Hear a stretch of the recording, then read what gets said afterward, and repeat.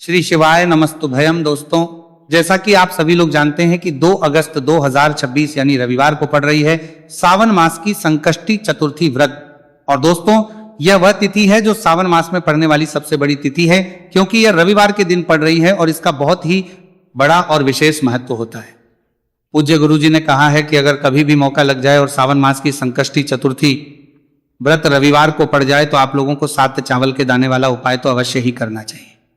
इन दोनों का संयोग बहुत कम आता है और इसी के साथ में गुरुजी ने अपनी शिव पुराण कथा में बताया है कि इस दिन आपको 7 चावल के दाने वाला उपाय तो आपको अवश्य ही करना चाहिए, क्योंकि ऐसा दिन पूरे साल में सिर्फ एक ही बार आता है। और दोस्तों, आप सभी लोग जानते हो कि रविवार चतुर्थी तिथि का अगर सबसे बड़ा कोई उपाय है तो 7 चावल के दाने वाला उपाय है। तो इस रविवार चतुर्थी तिथि के दिन आप लोगों को इस 7 चावल के दाने वाला उपाय को जरूर करना है। बहुत सारे लोग होंगे जिन लोगों ने इस उपाय को ना किया हो, मतलब पूरा महीना निकल गया, उन्होंने किसी भी दिन इस 7 चावल के दाने वाला उपाय को ना किया हो। पर दोस्तों, आपके पास एक आखिरी मौका बचा हुआ है जो कि 2 अगस्त के दिन है। तो इस दिन आप लोगों को इस वाले उपाय को जरूर कर लेना है। भले ही आपने पूरे महीने भर इस उपाय को ना किया हो, पर अगर आपने इस सावन मास के रविवार चतुर्थी तिथि के दिन अगर इस वाले उपाय को कर लिया तो आपको इस उपाय को करने का वह फल मिलेगा जिसकी आपने कभी कल्पना भी नहीं करी होगी। इसीलिए आप लोग इस वाले उपाय को एक बार जरूर कर लेना है, ताकि आप लोगों के हाथ से यह मौका ना जा सके और आपको इस उपाय को करने का फल मिल सके। दोस्तों, यह उपाय पंडित जी ने अपनी अभी की ही श्री शिव महापुराण की कथा में बताया है, जिस उपाय को आज हम आपको बहुत अच्छे से समझाने वाले हैं। इस वीडियो को देखने के बाद इस उपाय को के लिए आपको कोई और वीडियो को देखने की जरूरत नहीं पड़ेगी। तो चलिए दोस्तों, उपाय को शुरू करते हैं। देखिए, यह इस सावन मास के रविवार चतुर्थी तिथि के दिन यह इतना खास होता है, इतना महत्वपूर्ण होता है। देखा गया है कभी कभी बड़े बड़े पूजा पाठ अनुष्ठान से जो मनोकामना पूर्ण नहीं होते, वह सावन मास के रविवार चतुर्थी तिथि के दिन एक छोटे से उपाय करने से ही आपकी मनोकामना हो जाती है। और बहुत सारे लोगों ने इस उपाय को किया भी है और उनको इस उपाय को करने का फल भी जरूर मिला है। अगर आप लोग भी इस उपाय को करना चाहते हैं तो आप इस उपाय को पहले अच्छे से समझ लेना, सुन लेना, उसके बाद करना। आपको इस उपाय का फल जरूर मिलेगा। और इस उपाय को कर लेने से आपके घर में चाहे किसी भी प्रकार की दुहक और समस्या क्यों ना चल रही हो, आपको उसका कारण भी नहीं पता है कि भाई यह समस्या किस कारण से चल रही है। कुछ भी कारण हो सकता है, जैसे पितृदोष हो सकता है या किसी भी तरह का मंगल दोष भी हो सकता है। तो इस दिन आप लोगों को यह वाला उपाय कर लेना है। यह एक ऐसा उपाय है जिस उपाय को अगर किसी विशेष दिन पर किया जाए तो भाई उस विशेष दिन का जो है वह तो हमें मिलता ही मिलता है। पर हमने उस दिन पर इस उपाय को किया है तो हमें उससे भी बड़ा फल मिलता है और फल बहुत जल्दी मिलता है, क्योंकि आप इस उपाय को बहुत ही बड़े और विशेष दिन पर कर रहे हो। तो अब उपाय के बारे में बात करते हैं, लेकिन उससे पहले आप लोगों को यह जानना आवश्यक है कि आखिर ये उपाय किस समय करना है, किसको करना है और कैसे करना है। तो चलिए हम आगे आपको वीडियो में एक एक करके बता देते हैं।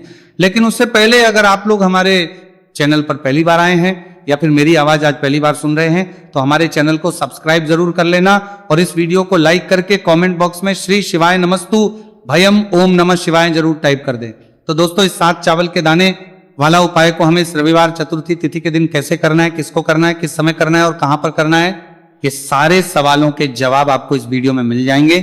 और जो ये वीडियो देखेगा भाई उसको 7 चावल के दाने वाला उपाय जरूर करना चाहिए, क्योंकि इस दिन एक चावल के दाने का भी बहुत ही बड़ा और विशेष महत्व होता है। और जब बात आ जाए 7 चावल के दाने वाला उपाय की, तो ये सोने पर सुहागा वाली बात हो जाती है और ये एक बहुत ही बड़ा उपाय हो जाता है इस रविवार चतुर्थी तिथि का। तो अब दोस्तों, इस 7 चावल के दाने वाला उपाय को आखिर करना किसको है, सबसे पहले हम लोग वो बात जान लेते हैं।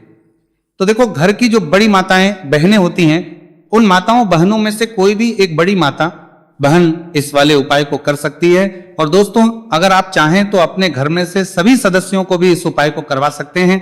अगर किसी व्यक्ति की खुद की कोई मनोकामना है, खुद की कोई दुख और परेशानी है जो कि वो अपने लिए ही करना चाहता है इस वाले उपाय को, तो वो खुद अपने लिए भी कर सकता है। बाकी अगर कोई घर में से ऐसा है जो कि अपने पूरे घर परिवार की सुख और शांति के लिए ये वाला उपाय करना चाहता है तो भाई वो भी कर सकता है, उसमें भी कोई दिक्कत वाली बात नहीं है। कहने का मतलब यह है कि इस उपाय को हर एक सदस्य भी कर सकता है और पूरे घर परिवार के लिए घर की बड़ी माताओं बहनों में से कोई एक माता बहन भी कर सकती है। माताएं बहनें अगर घर में उपस्थित ना हो या वह ये वाला उपाय ना कर पा रही हो तो फिर घर का कोई बड़ा सदस्य भी 7 चावल के दाने वाला उपाय को कर सकता है, चाहे फिर वह पुरुष ही क्यों ना हो, उसमें कोई भी दिक्कत वाली बात नहीं है।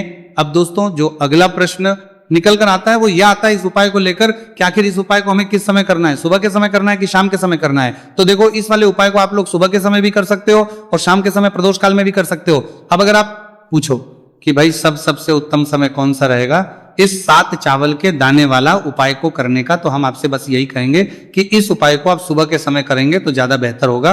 बाकी अगर प्रदोष काल शाम के समय भी करेंगे तो भी अच्छा होगा, उसमें कोई भी दिक्कत बात नहीं है।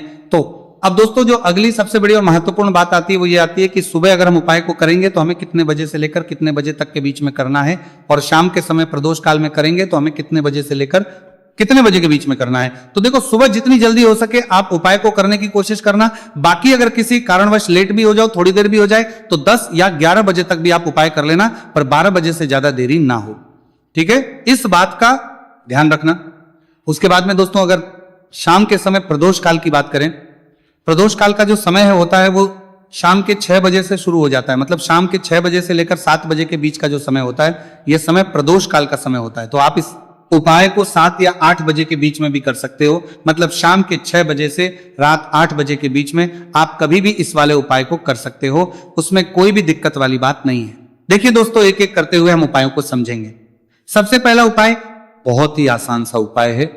देखो यदि आपको ऐसा लगता है कि बाबा आपकी सुन ही नहीं रहे हैं, बाबा आपकी मनोकामना परिपूर्ण कर ही नहीं रहे हैं, आपने कई उपाय कर लिए, आप अपने इच्छाएं महादेव के सामने रख दी, लेकिन आपकी मनोरथ जो है वो परिपूर्ण हो ही नहीं रही है, और आप चाहते हैं कि वो मनोरथ जो आप कई दिनों से बाबा से मांग रहे हैं वह परिपूर्ण हो जाए, तो आपके जीवन के दुख तकलीफ है ये सब दूर हो जाए। देखिए हो सकता है आपके घर में कोई कोर्ट केस चल रहा है या आपके घर में बहुत ज्यादा लड़ाई झगड़े चलते हैं, तो आपके घर में अगर शांति नहीं है, आपके घर में धन की कमी है, धन की वजह से आपके घर में बहुत ज्यादा लड़ाई झगड़े चल रहे हैं, तो आपकी तकलीफ दूर होने वाली है। स्वयं नंदी जी वाला ये विशेष उपाय है। नंदी जी के कान में कुछ बोलना है, नंदी जी के कान में इस प्रकार से बोलना है और आपकी मनोकामना परिपूर्ण हो जाएगी। देखो क्या क्या चीजें को लेनी है। पहले ये समझ लीजिए आपको लेना होगा एक बेलपत्र। बेलपत्र 3 पत्ती होनी चाहिए, कहीं से भी खंडित नहीं होना चाहिए। ठीक है, बेलपत्र के साथ में आपको लेना है पीला चंदन मात्र 1 बूंद, छोटी सी टिकी आपको लगानी है बेलपत्र में। इसीलिए थोड़ा सा एक पीला चंदन आपको लेना है और इस पीले चंदन के अंदर थोड़ा सा जल मिला देना है ताकि गीला हो जाएगा, पेस्ट के रूप में तैयार हो जाएगा। आगे इतनी बात समझ में। अब आप क्या करना है, आपको साथ में लेना है 7 चावल के दाने। महादेव आपका साथ देने वाले हैं इन 7 चावल के दानों से। अब आपको क्या करना है, भगवान शिव के मंदिर में आपको जाना है। नंदी जी बैठे हैं, नंदी जी के पास में मतलब जो पैर उठा हुआ रहता है ना नंदी जी का, उस साइड आपको सीधे साइड आपको बैठना है।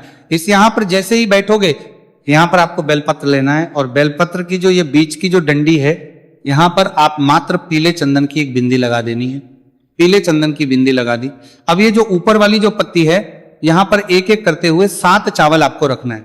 ठीक है, 7 चावल आपने ऊपर वाली पत्ती पर रख दी है। देखो एक प्लेट ले जाना, तो प्लेट के ऊपर आप बेलपत्र रख देना, फिर टिक्की लगा देना, फिर उसके बाद आप ये 7 चावल के दाने रख देना। ठीक है, अब आपको क्या करना है, जहां पर आप नंदी जी के वहां पर बैठे हो तो नंदी के कान में आपको आपकी जो भी इच्छा है, जो आप चाहते हैं कि महादेव परिपूर्ण करें, और नंदी जी के कहने पर महादेव आपकी मनोकामना निश्चित तौर पर परिपूर्ण करेंगे, तो आपको क्या करना है, नंदी जी को कान में आपको बोल देना है जो भी आपके दुख तकलीफ है, जो भी आपके कष्ट है वो सब दूर हो जाए, ऐसी आपको कामना करना है।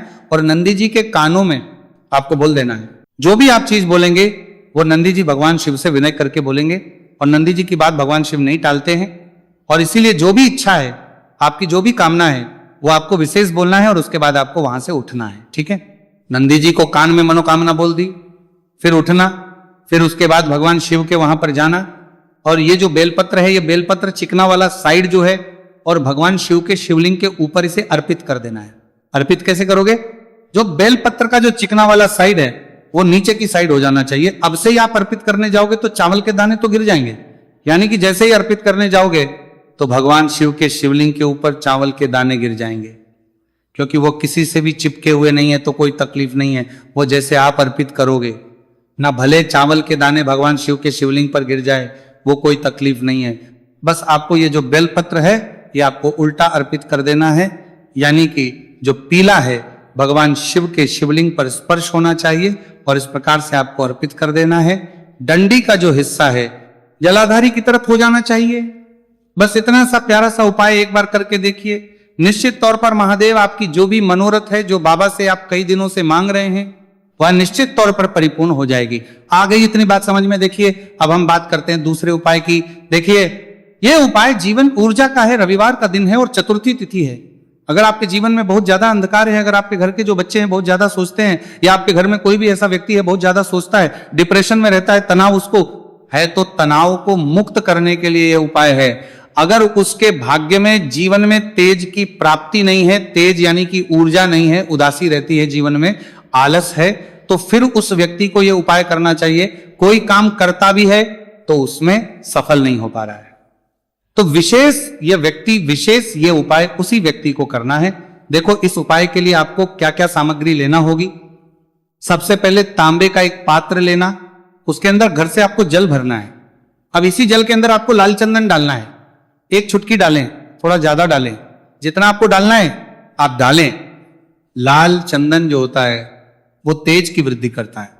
रविवार के दिन लाल चीजों का उपाय करना बेहद शुभ होता है, और हो सके तो लाल रंग के कपड़े पहन करके अगर आप यह उपाय करेंगे ना तो और भी शुभ होगा। ये लाल चंदन मिश्रित जल आपको क्या करना है, आपको जाना है किसी भी बेलपत्र के पेड़ के, वहां पर सुबह से लेकर के शाम तक आप ये उपाय कर सकते हैं। कल रविवार की चतुर्थी तिथि पर सुबह से लेकर के शाम तक आप बेलपत्र के पेड़ के वहां पर जाना, उत्तरमुखी होकर आपके जीवन के अंधकार दूर हो। जो भी आप स्मरण करेंगे, आप लेट उठते हैं, आपसे कोई कार्य बनता नहीं है, आपके जीवन में रोग बहुत ज्यादा है, तो भी आप ये उपाय करेंगे तो आपको उसका स्मरण करना है कि यह समस्या मेरी महादेव आपको दूर करना है। ऐसी कामना करते हुए आपको ये जो जल है श्री शिवाय नमस्तुभ्यम का स्मरण करते हुए ये पूरा जल आपको बेलपत्र के पेड़ की जड़ में आपको अर्पित कर देना है। बहुत ही आसान उपाय है और ये उपाय हर कोई कर सकता है, तो ये मौका आपको गंवाना बिल्कुल भी नहीं है। ये हो गया दूसरा उपाय। अब हम बात करते हैं अंतिम उपाय की, तीसरे उपाय की। देखो ये उपाय बहुत ज्यादा खास है। शिवलिंग पर चढ़ा जल 3 जगह आपको लगाना है, आपके शरीर में, और आपकी बीमारी दूर हो जाएगी। देखो अगर आपको कोई बीमारी हो गई है और बार बार आप डॉक्टर को दिखा रहे हैं, डॉक्टर ने बोला 5-10 दिन अगर आराम नहीं होगा तो आप एडमिट हो, या आपके शरीर में कोई रोग है जो कई दिनों से है और आप चाहते हैं कि वह रोग आपका दूर हो जाए, तो यह रोग आपका निश्चित तौर पर दूर होगा। बहुत ही आसान सा उपाय है, घर का कोई भी व्यक्ति यह उपाय करने के लिए ताऊ में सकता है, यह रोगी व्यक्ति भी यह उपाय कर सकता है। मात्र तांबे के पात्र के अंदर 1 लोटा जल लेना है और आपको आज के दिन यानी कि रविवार की चतुर्थी तिथि के दिन आपको जाना है भगवान शिव के मंदिर में। और अब आपको क्या करना, इस उपाय को समझना। 1 लोटा जल है, अब आपको भगवान शिव के शिवलिंग पर सबसे पहले गणेश जी के स्थान पर, कार्तिकेय जी के स्थान पर, मां माता अशोक सुंदरी वाले स्थान पर, पार्वती माता के हस्तकमल पर, फिर भगवान शिव के शिवलिंग पर आपको अर्पित कर देना है। जैसे ही जल जलाधारी के वहां पर आएगा ना, वो जल आपको झेल लेना है। ठीक है, जल झेल लिया आपने। अब आपको क्या करना है, महादेव से प्रार्थना करना है कि यह बीमारी दूर करने के लिए मैं मेरे घर पर लेकर के जा रहा हूं इस व्यक्ति को। यह व्यक्ति जो है ये बीमार है, इसकी जो परेशानी है ये आपको दूर करनी है। ऐसी कामना करते हुए आपको घर पर लेकर के आ जाना है। जो भी व्यक्ति बीमार है वह खुद स्वयं उस जल को छुए और उसे 3 जगह लगाना है। एक सबसे पहला नाभि पर लगाना है, शिवलिंग पर जड़ जल। फिर दूसरा जो है मस्तक सिर पर, जहां पर हम तिलक करते हैं ना बीचों बीच में, यहां पर आपको जल लगाना है। और तीसरा जो है सिर पर आपको जल लगाना है। देखो यहां पर एक चीज समझना, जब नाभि पर आप मणिपुर चक्र में आप जल लगाएंगे, थोड़ा सा जल वहां पर लगाना, फिर उसके बाद जब दूसरा अज्ञात चक्र में आप जब जल लगाओगे ना तो 3 त्रिपुर्ण में दूर होना शुरू हो जाएगी। ये उपाय आप रविवार के दिन कर रहे हो ना, ज्यादा जल लेकर के आना ताकि आप सोमवार, मंगलवार, बुधवार, गुरुवार, शुक्रवार तक आप ये जल का कर सको। ठीक है, लगातार 5 दिन आपको लगाना है। आपके शरीर में निश्चित तौर पर आराम आपको मिलेगा। तो दोस्तों